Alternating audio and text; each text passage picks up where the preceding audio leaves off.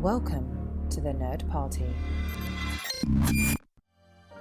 Let the filibustering begin. Welcome to Nerd Party.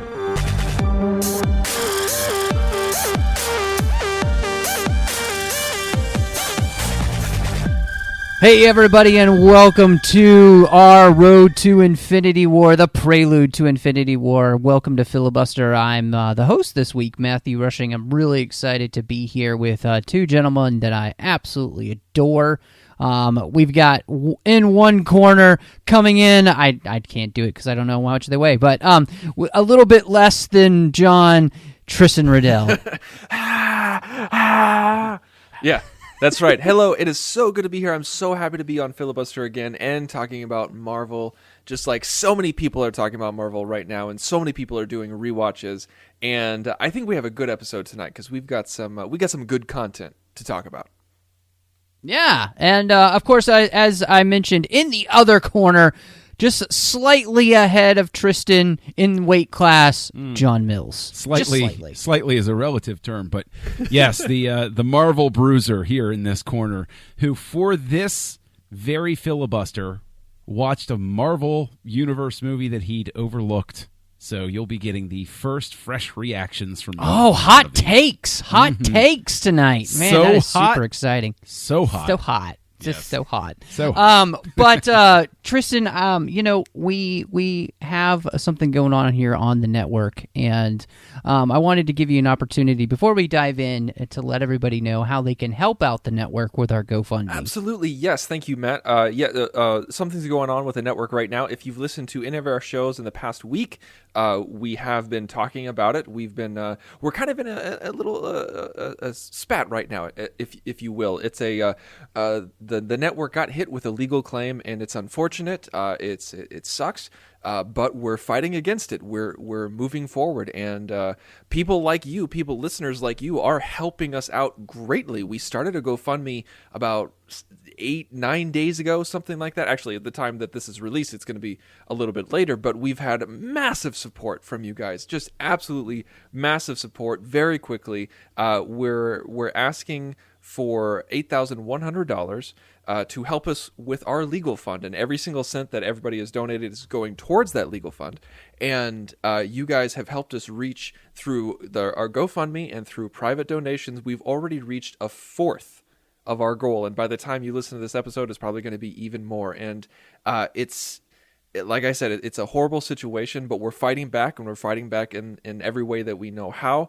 And in order to do that, we need your help. So what you can do is you can go to GoFundMe.com/thenerdparty. Again, that's GoFundMe.com/thenerdparty. And if for whatever reason you don't want to use GoFundMe, you can send a private donation to PayPal at paypal.me/thenerdparty. Again, that's paypal.me/thenerdparty. And if you want to talk about it on social media, you can use hashtag TNPFight, and you can go to our Facebook and go to our Twitter. It's the top post on each page. And really just you guys have, lots of our listeners have followed us all over the place and listened to a lot of our content, and you know that we've never asked you for this kind of help before, and you know we're being genuine, so we really do appreciate anything that you can give. Matt, back to you. Yeah, well, no, it's hugely important for you guys to help us out with this, and so we appreciate all that you can do, and all that you have given, and all that you will give. So tonight, you were right, we do have a really fun show, and we get to start it off with a movie that I was personally slightly trepidatious coming into seeing, and it's Guardians of the Galaxy Volume 2. And partly that is I liked Guardians of the Galaxy, but, we talked about that, Tristan, and it was good, but I wasn't sure, are they going to up the game? Is it just going to be more of the same? And so I wanted to ask you guys, coming into this one, what were your first thoughts coming out of the theater with Volume 2? With me, well, actually, I didn't see it in the theater. I'm one of those few people who actually Always one of those. I don't see many Marvel movies in the theater. Actually, I really don't. I like up until this latest stint, like I saw Thor Ragnarok and Black Panther in the theater, but before that, I really only saw the Avengers movies in the theater. That's pretty much it. Like I saw everything else on home video, but lately, like Marvel's just really been upping their game. And it's kind of been drawing me in. And with Guardians of the Galaxy, the first one I saw in home release, and I enjoyed it. I enjoyed it more than I thought I would. And I just didn't get around to seeing it in the theater. But like after I watched it, the second one, I caught myself laughing even harder than the first one. I was noticing that I was laughing harder while I was doing it. I was just like, man, this is really just connecting with me. Like this is great. Like we've got really like trippy special effects and lots of color, lots of humor, and they're paying off the father storyline, not dragging it on, which I really appreciated. And I just kind of walked away from it with like thinking, holy crap, I think I like this more than the first one, which is pretty rare in most cases. What about you, John? Yeah, I was totally amped for Volume 2. I really loved the first one. I have, I freely admit to the fact that if you can find, certain emotional keys, I tend to respond better to films, in one way or another. And the way Chris Pratt played, a guy who really misses his mom resonated with me a whole lot in the first one.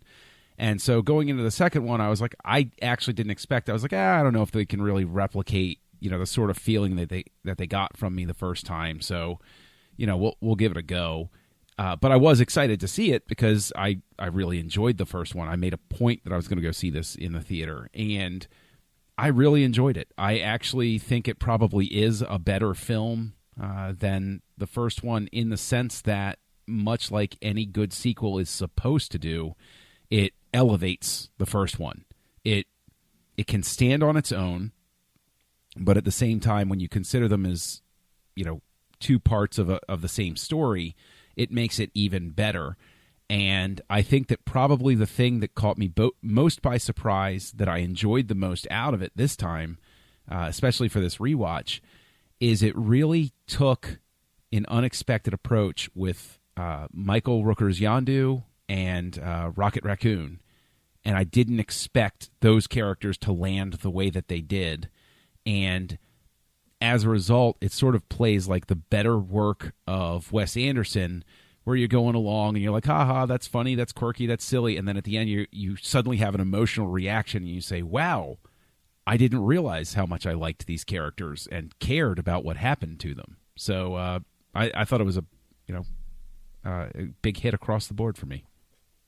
Yeah, I coming out of this one, I think I was most blown away by the fact that I felt like they found not only more emotional resonance in the movie, but they also found more thematic resonance in the movie. Like you were talking about, John, you've got Rocket Raccoon and Yondu. You've got the whole father-son relationship. You've got all of these things that I really ended up connecting with much more in this movie. And I do think it makes the first one even better, which is nice. Anytime you get a sequel that does that, I always come out feeling more fulfilled, because then it makes it makes me want to go back and watch that first movie, which is always a great thing. But this one, I'm with you too, Tristan. I found it funnier because I think part of it is just that I know the characters better.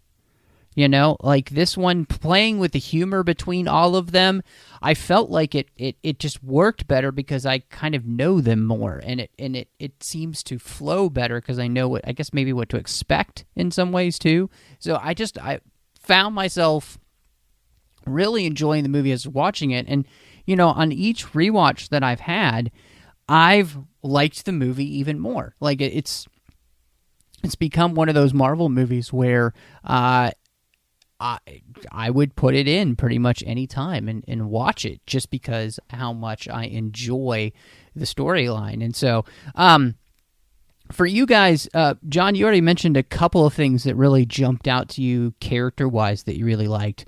But Tristan, was there anything for you as well that kind of leapt off the screen at you with what the characters or storyline that you just maybe didn't expect?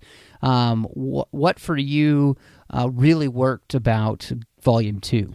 Well, I didn't really know anything about the comics going into it. Like, I've never read a Guardians of the Galaxy comic book, so I'm completely ignorant when it comes to what has come before in the history of the characters and everything like that. So, like, it was surprising to me that they made the dad a bad guy. It wasn't surprising as you were watching it because you're like, oh, okay, well, I see where they're going with this. But, like, starting the film, it was an interesting road to take.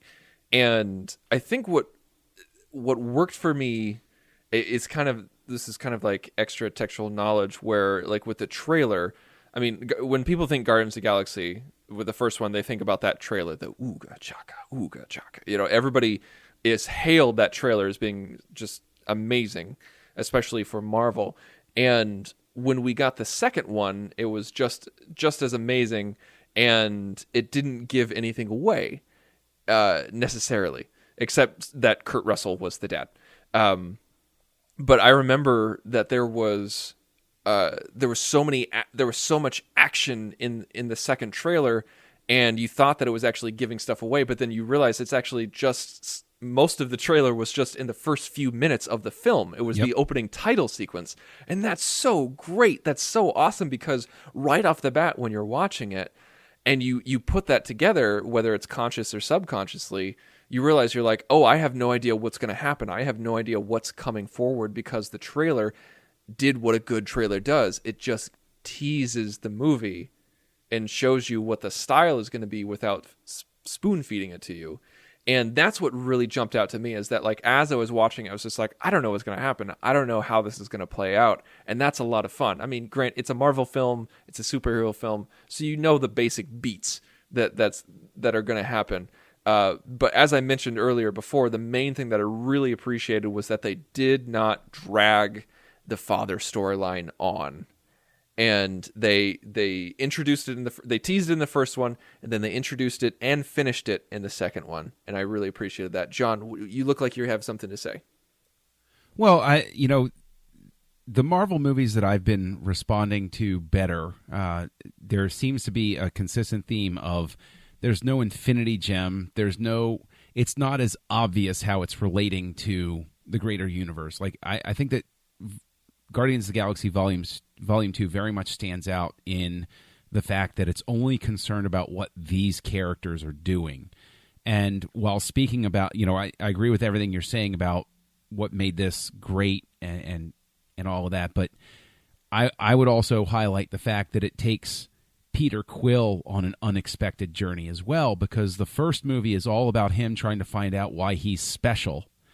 And then this movie winds up with him saying, I'm special because of who I am, not because I have a superpower, and actually turning his back on, that temptation and everything. And I think that is a really neat way to have taken that character, because it moves him along and it matures him in a tremendous fashion so that the character actually feels like he's gone on a journey where he's really grown up by the end. You don't expect him to have stopped. He's not in Volume 3. I'm sure there's still going to be a lot of jokes and everything like that.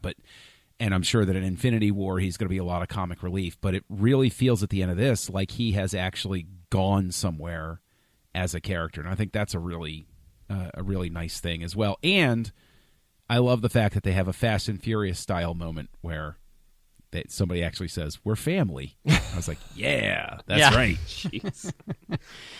The other, on top of Peter getting growth, for me, one of the downsides to the first movie is the Gamora character.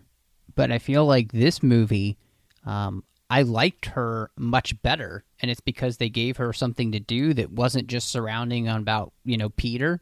That whole sister thing that was going on with her and Nebula, I really enjoyed that storyline here because it gives them something that isn't revolved around whether they like dudes, the guys that they like or whatever, or something like that. They're fighting over their upbringing with Thanos, and like you said, John, the way it's connecting is helping us understand this character, that it is going to be important, obviously, in Infinity War, in a very subtle way. The horrors that he put these two girls through is just kind of awful when you think about every time that Nebula lost, he replaced another part of her body with robotics. That's just awful. Like, it's just awful.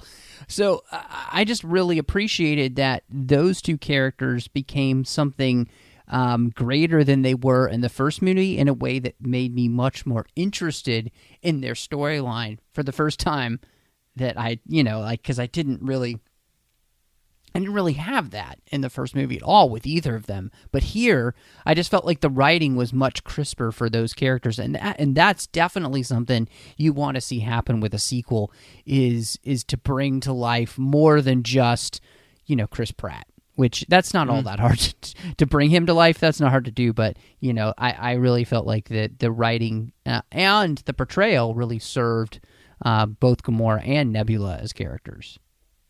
Yeah, while we're sitting here having a love fest, I don't regard it as a perfect film. There are certain things that I do think could have been trimmed and maybe tightened up for their focus, like Nebula's pursuit of Gamora, and that whole sequence feels a little bit long on a rewatch, and I think that there are a couple of jokes here or there that don't land, that could have been, held off. But by and large, they're sort of minor quibbles. The only thing that didn't really make a whole lot of sense to me, and I know it's so that at the end, Drax sort of finds love again with Mantis, but the whole overdone routine where he's talking about how he finds her so repulsive, and that doesn't work for me either. Yeah, it's just kind of like, okay. You can have him say, it just goes on a little bit too long, and that could have been trimmed down too. I have to say, though, this movie has one of my favorite sequences in any single Marvel movie, and that's when Rocket and Yondu take on the entire ship together. Oh yeah.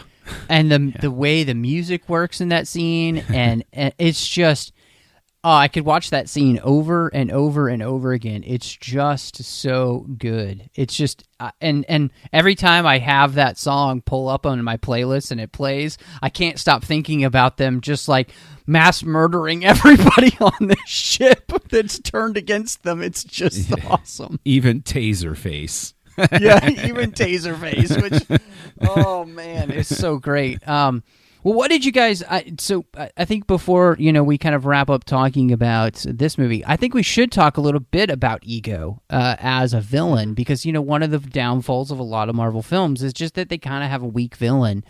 And I have to say, on Rewatch, I was thinking, this is a really good Marvel villain. I mean, especially when you think about what he's trying to do, which is take over the entire universe.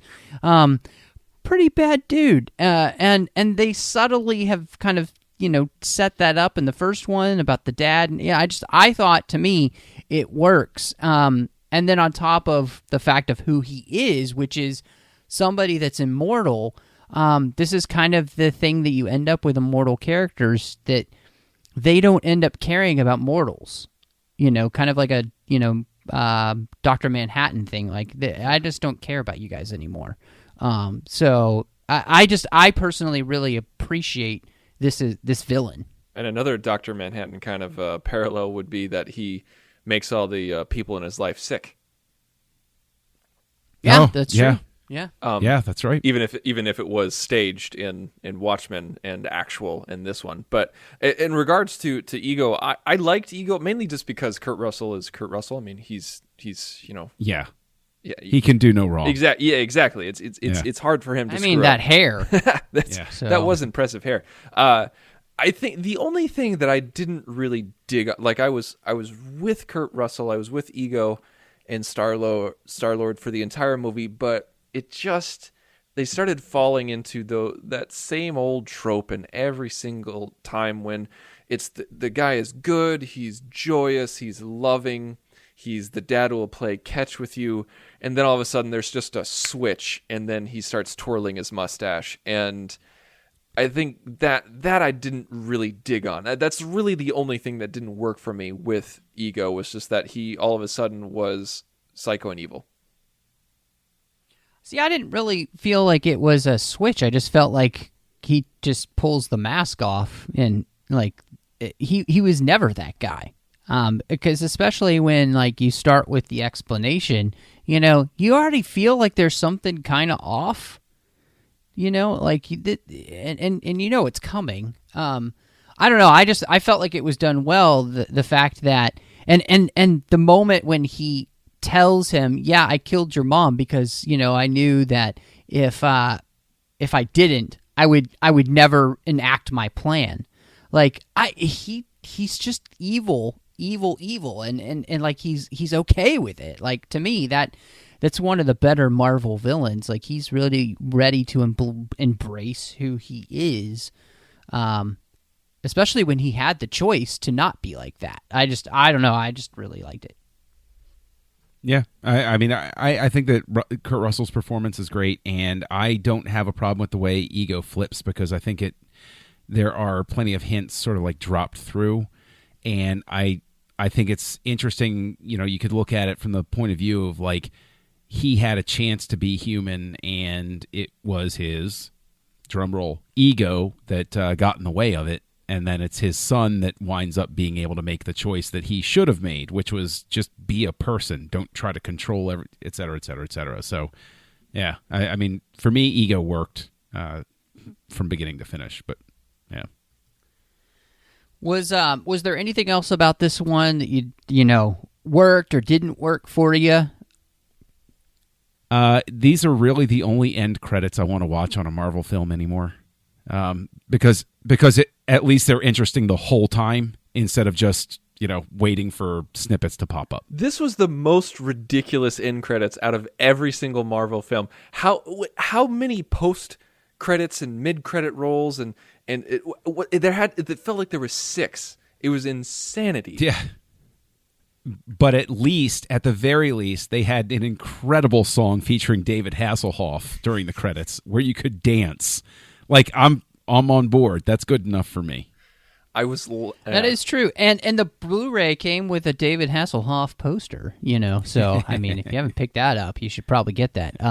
But no, I think all in all, it sounds like for us, even on the rewatch, Guardians of the Galaxy is a movie for Marvel that, in Volume 2, that not only holds up, but is still held in pretty high esteem for all three of us. Yep. I agree. Tristan, would you agree with that? Absolutely. Yeah? Agree with that? Okay. Now, do we know, is the director doing the third one? Yes, James Gunn is coming back for Volume 3. Yeah. Okay. It's kind of his baby now, isn't it? Yeah, he doesn't seem like somebody who's going to let somebody else touch this one. And why would you want anybody else to touch it at this point? I can honestly say if they're like Guardians of the Galaxy Volume 4 directed by not James Gunn, I don't know if I'm in for that. I mean, as Elton John would say, I can honestly say things can only get better. So, yeah. Well, I don't know. I just think the chemistry of this cast plus the director has really made this what it is. And I think as soon as one of those pieces is gone, the whole thing shifts. And I don't know if that would work. But, you know, who knows? Yeah, I mean, I would heartily agree with you. I think you're absolutely right there. Because the moment Gunn's out, I feel like you definitely change everything. Yeah. So we dive into the Spider-Man Homecoming, which I'm going to go to you first, John, because this was your first time to see the film. Yes. So I'm pretty much on the edge of my seat over here. What did you think of, Marvel's first go with, the web crawler? I thought that there were parts of it I really enjoyed. I really liked Michael Keaton. I thought that he was great. And I liked, a lot of the places where they did find a way to, tying in the beginning to what happened in the first Avengers as a point of origin for Vulture. I think that Tom Holland is terrific casting. for Peter Parker. I thought that Marissa Tomei was a great choice for Aunt May. I thought that, and forgive me for forgetting the actor's name, but his best friend Ned, I loved him. I thought that Ned, kid yeah. was great. And then on the flip side, I think that the seams show a little bit too much in terms of what they wedged in with the Iron Man stuff. And that wound up detracting for me because I understand they have Tony Stark inserted as this pseudo father figure for Peter Parker, but I don't know the production history on this film, but I'm willing to bet if you go back to the original script, maybe even the second version of the original script, because there are 3 writing teams listed on this, I think if you go back, I think that this film most likely started life as something where Vulture, Michael Keaton's character, was serving as that surrogate father for Peter while he was dating his daughter, so that fantastic scene at the end where Michael Keaton is talking to him, hiding the gun holding the gun in the front seat, looking at him, like that conversation that's like, we know who each other are. This is a problem. And I just think that would have had more resonance. All supposition on my part, but I wasn't upset that I watched it, but at the same time, it was okay.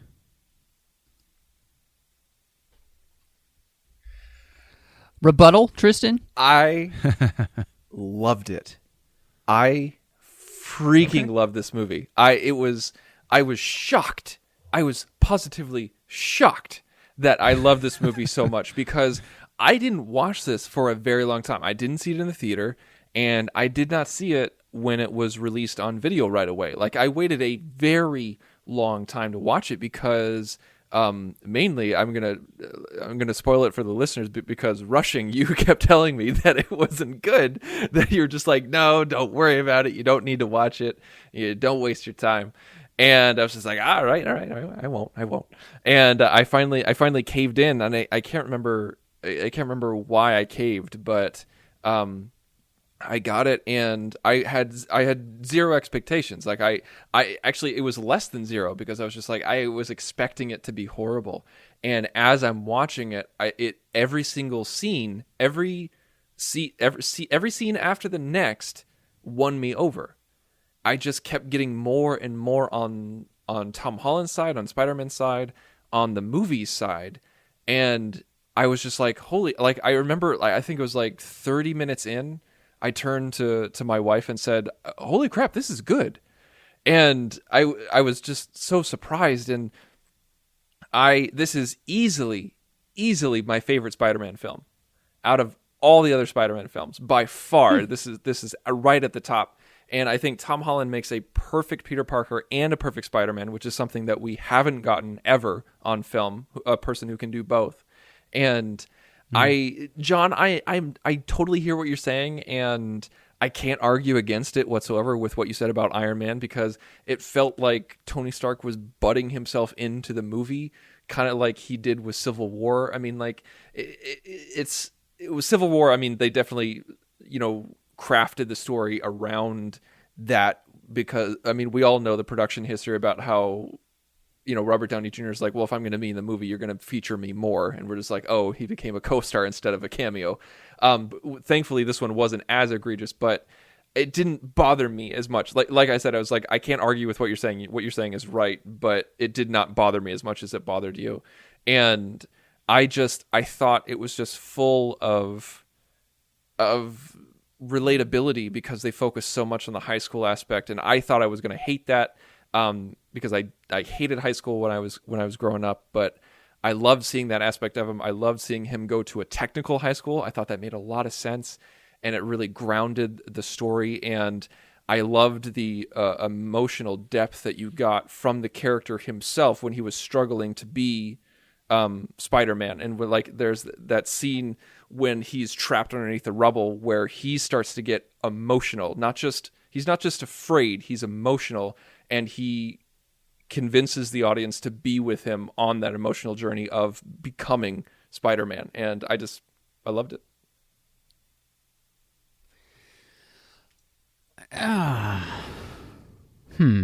Where to start? Okay, so I disagree with both of you in some ways. One, I didn't have a problem with Tony being in the movie. I had a problem with the way they executed the storyline for Tony.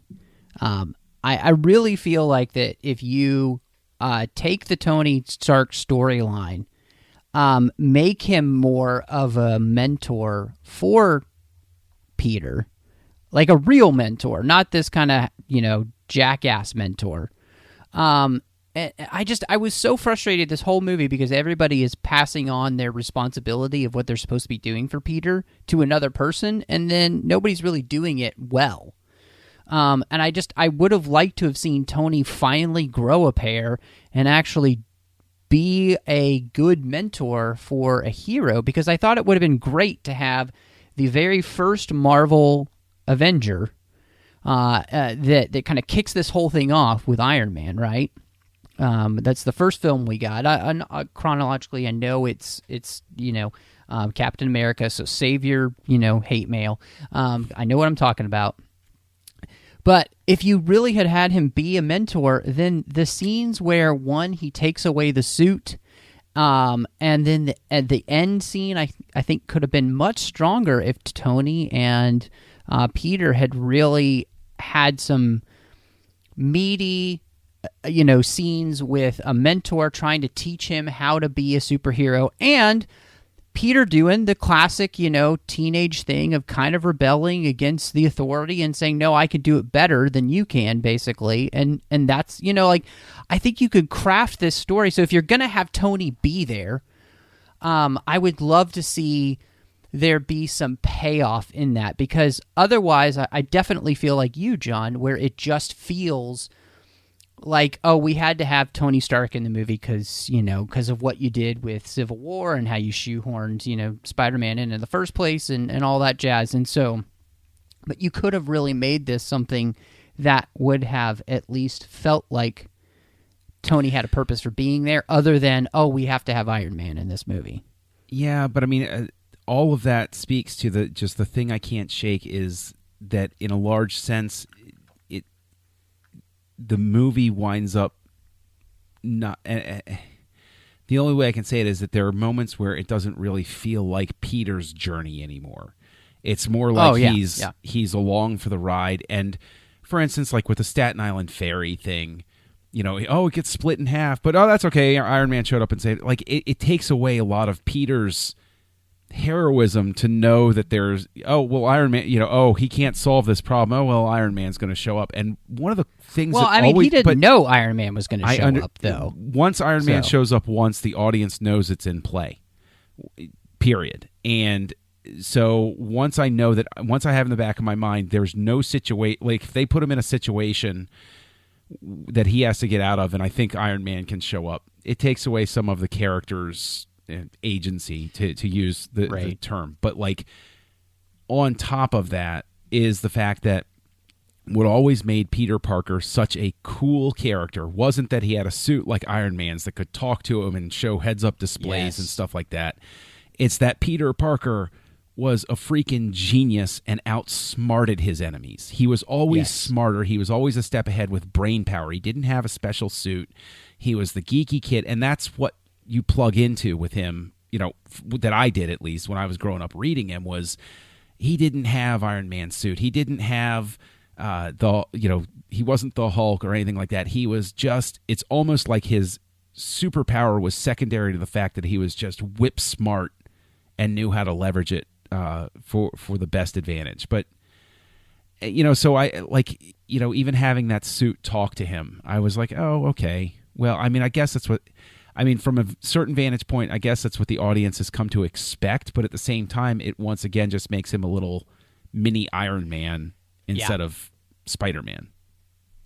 Well, and I felt the same way because as much as I loved Karen, because I thought she was really funny, and like, if this wasn't Spider-Man, it works, but it's Spider-Man, and I definitely felt that same thing, is like, you're taking away all the things that make Spider-Man Spider-Man. Like, where's the Spidey sense? Where's, the fact that we don't make enough of the fact that he makes his own web shooters, like that this kid is really smart. And I felt like you were taking away things that made there be maybe thematic and emotional resonance for Peter, because you're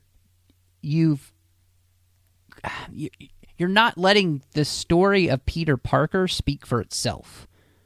Right. And part of that too is that, and I know you probably aren't going to agree, you guys, but the fact that this story has no feeling or weight of what's happened apparently just a few months ago for Peter and his aunt, of losing his uncle. There's no emotional resonance for that at all. I don't know necessarily how you rewrite the story so you just don't do another Spider-Man origin story, because that's not what we need. But you need to find a way to have the core of the character be represented in the film somehow, so that I get the weight of Peter and not just, it kind of feels like almost an Iron Man light story for this character. Right, but I think, again, I think that's what got sacrificed for the sake of bringing Iron Man in. I think that longer arc through the film of feeling that, I mean, a big deal is made about, Marissa Tomei is going to play Aunt May. Hey, she's barely in it. It would have been nice to see, really sad. But it would have been nice to see her connect with Peter more, instead of just be the person who, cooks dinner and barges in on him and his friend, sort of thing. I feel like you guys are focusing on the elements that didn't work for you instead of the elements that do work. I feel like there are, with like you're saying, like, what is Spider-Man and what is Peter Parker and what is Iron Man and what is Iron Man Light and everything like that. I feel like you guys are putting a lot more weight on the Iron Man story and the suit more than I did, or I even feel like the movie did, because to me, growing up, like, I feel like this, and I'm not saying like one is wrong or one is right. I just feel like it's kind of that ink blot where, like, what is Spider-Man to you? What is Peter Parker to you? Because, like, growing up on Spider-Man, I didn't focus on his smarts as much as you did, John. What I focused on the most was that he was a kid who couldn't get his crap together. Like, he was just like, I'm trying to be Peter Parker and I'm trying to be Spider-Man at the same time, and I can't do it. Like, I remember growing up on the comics and the cartoons, and just about how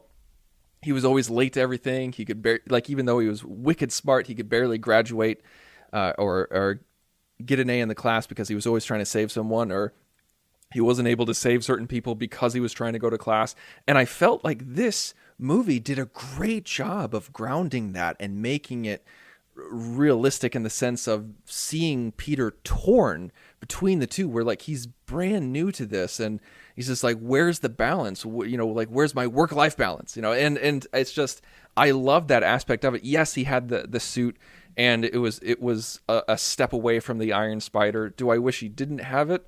Well, I enjoyed seeing it. I enjoyed how they used it, but it would have been much truer to the character if he didn't have it. I can't argue with that. As far as the emotional weight with Uncle Ben rushing, I totally get what you're saying and where you're coming from. But I think from the extra contextual knowledge and the fatigue that the audience felt, we needed to put that aside for right now and focus on a different aspect of Peter Parker and Spider-Man's personality. And I feel like this movie did a great job of doing that. But I'll say that I don't, and that's where I disagree with you. It's not that I'm like, it's not an over focus. I think the problem is that the I've seen Spider-Man done so much better. Problem is Spider-Man 2 is still the best Spider-Man movie that's ever been made, and it does such a great job of exploring those themes of Peter struggling to balance it all. And I mean, it's not that I don't like Tom Holland. It's not that I don't like all the actors here or anything. What I feel like is, John, you mentioned this at the beginning, this movie has too many writers and too many cooks in the kitchen, and nobody had a really clear vision, Marvel joke, of who Spider-Man is and needs to be in this universe. And again, I don't think that if you cut the core out of who the character is from the comics, that you'll truly have a good representation. And again, that's where Spider-Man 2 just they nail it. I was bored to I think tears with Spider-Man 2. I mean, think, that's okay. You can be totally wrong. It's cool. I don't know how I could be wrong in boredom, but okay, sure, continue. But I think the thing is, like, if there had been more, even a scene where they discussed more about Uncle Ben, and the reason I go to that part of it is because of the fact that at the end of this, I didn't feel any emotional connection to the character. It was a lot like I felt when I rented and watched Doctor Strange. I didn't walk out of the theater, but at the end of Doctor Strange, the biggest reaction I had was, oh, okay, well, they can use him as a character now. It's almost like they feel this movie felt like an obligation to establish Peter as part of the MCU, as opposed to, let's go back to Guardians of the Galaxy Volume 2, a character piece that was interesting about these characters and focused on them and moving things forward, as opposed to simply taking them and saying, well, we got to have this movie because we want to use Spider-Man in the future, sort of thing. And I can't honestly disagree with you, because, I mean, that's exactly what they did in the first place with Civil War. Oh, we've got this character. We got to shove him in to this movie. Well, I mean, I liked him in Civil War. I thought that Spider-Man stole the show in Civil War, like when he was on screen. I really enjoyed him showing up in the battle and stuff like that. But it doesn't. I mean, honestly, that was enough introduction for me, for him. I think because like I got nowhere to go with him right now as his own character. What I'm hearing, like when I'm contrasting our experiences, like, because like I went into the movie with zero expectations of what was going to happen. I didn't go in thinking, okay, it's got to have Uncle Ben, it's got to have this, or it can't have this. Let me finish. Okay, I didn't go in thinking like like the suit has to look like. I'm not just talking about you guys, but like the suit has to look like this, or Tom Holland has to act like this, or we've got to make sure to do this storyline, or MJ has to look like this or act this certain way. I had zero expectations. I just went in thinking, like, okay, just give me a story where Spider-Man, and take me from there. It sounds like you guys had an idea of what you wanted in the film, and you didn't get that, and you're disappointed about that. No, I was not going in, just like everybody else. When they announced that they were going to make this movie, I loved that meme showing Uncle Ben in the pool of blood. How many times do I have to die? Like, oh no. And I was overjoyed when they were like, it's not going to be another origin movie. I don't care about it has to have this or it has to have that. The core has to do strictly with the way the film itself is structured, and the fact that I really think they sacrificed what was a potentially stellar movie just about a good character just to get more Iron Man in it. I really do. I think that if you pull that out and then sprinkle in a couple of things that were likely there with Michael Keaton's Vulture, I really think that's the key right there. I wanted more of him. I wanted him tied in more to things. I didn't want more Iron Man scenes. I wanted more Vulture. I wanted more Michael Keaton. I wanted more of that than what they wound up giving. While I love the film, I think what you're describing would have been great. I really do. Like I easily could have seen Iron Man excised, and because some of my favorite stuff was without him, was with the high school stuff and with Peter Parker and the best friend and Vulture, and right. That's to me, that's kind of the movie for me. Maybe I can compartmentalize, but like that's the movie for me. And the Iron Man stuff, I'm just kind of like, okay, he's here, let's move on. He's kind of like a plot device, and then he's in, and now he's gone. So yeah, I can't argue with you. Like, even though I love the film, I think your version would have been just as good, if not better.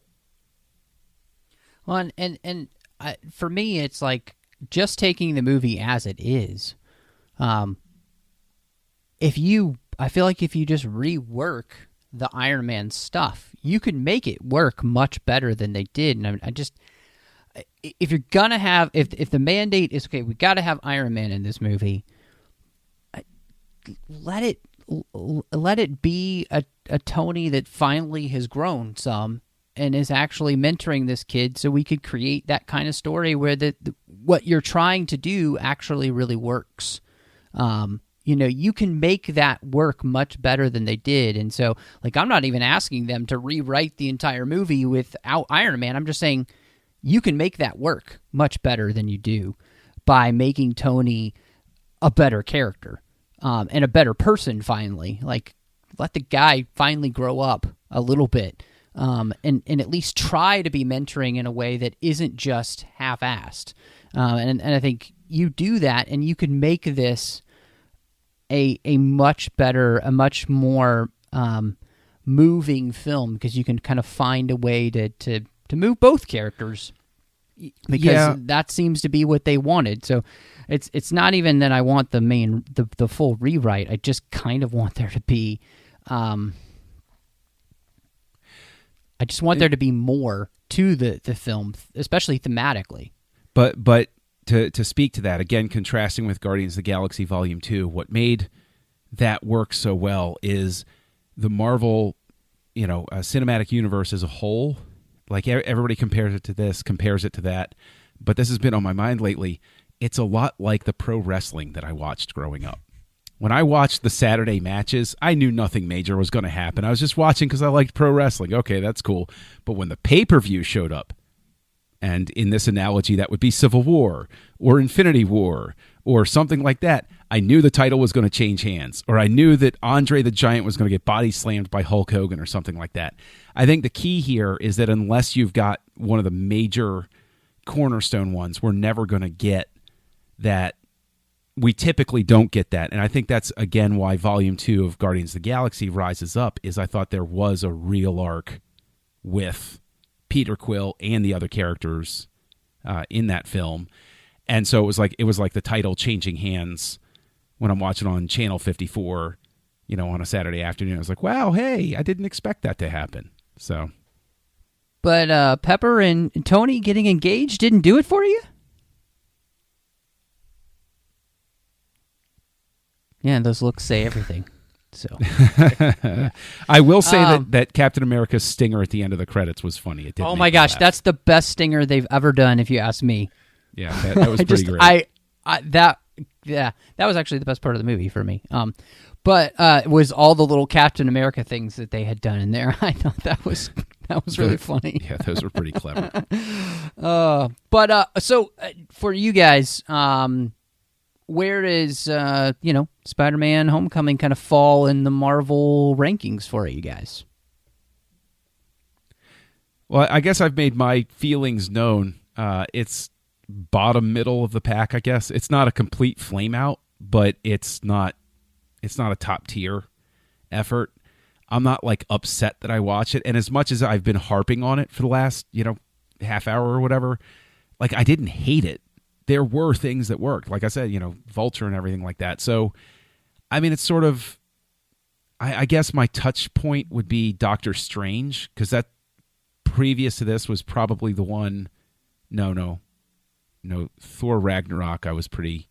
That's around the same tier, but it's sort of like I've got it grouped down there, with those. It's like I'm not upset that I saw it and it was entertaining enough, on the whole, but I'm checking out my letterbox right now because I completely forgot where I put it, and you mentioned Doctor Strange, and Doctor Strange is so forgettable. I didn't even add it to my list, my ranking on Letterboxd. I just now realized that. Doctor Strange is just so resoundingly mediocre that I sometimes forget that it was a movie. So yeah, I'm looking at my list right now, and I have all the Marvel movies, not just MCU. But like, if you take out the Marvel movies that are MCU, because I have like Logan as number 1 and Captain America: Winter Soldier is number 2. If you move that up, I have Spider-Man: Homecoming as number 5 on my list out of all the MCU films. That's above Avengers, above Black Panther, and above Guardians of the Galaxy Volume 2. Wow. Okay. So I was looking at my letterbox, and Doctor Strange and Spider-Man: Homecoming sit right next to each other. And out of 18 films, Spider-Man: Homecoming is number 13. So, what besides that and Doctor Strange are lower for you? Ultron, yeah, okay. Ragnarok, Iron Man 2, Thor, okay. and Thor 2. So I still haven't seen that's Thor the 2. bottom. That's the last one I got left. No, that's the only film out of all of the MCU where I'm just like, just There's don't no good watch reason it. to see that one. It has no bearing on the universe. It has no bearing on the character. Just don't see it. Yeah, I don't know. Although I Contrarian will Johnny's say, firing up on the inside. it has the best Chris Evans cameo when Spoilers. yes, as yeah, it does. So I won't say anymore just in case you see it. So, but it's I'll good get stuff. around to it.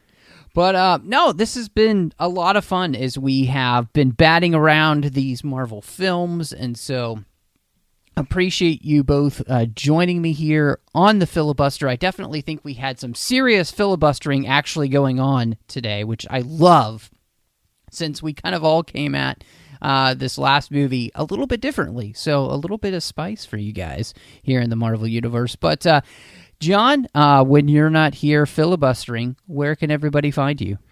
Well, gosh, you can find me out there on the internet as Kessel Junkie. You can find me right here on the network co-hosting 2 shows. Great Shot, Kid with Mike Schindler, where we look at the often overlooked aspects of filmmaking, and on Aggressive Negotiations with you, Matt, looking at the Star Wars galaxy as a deep dive effort of theme and resounding story.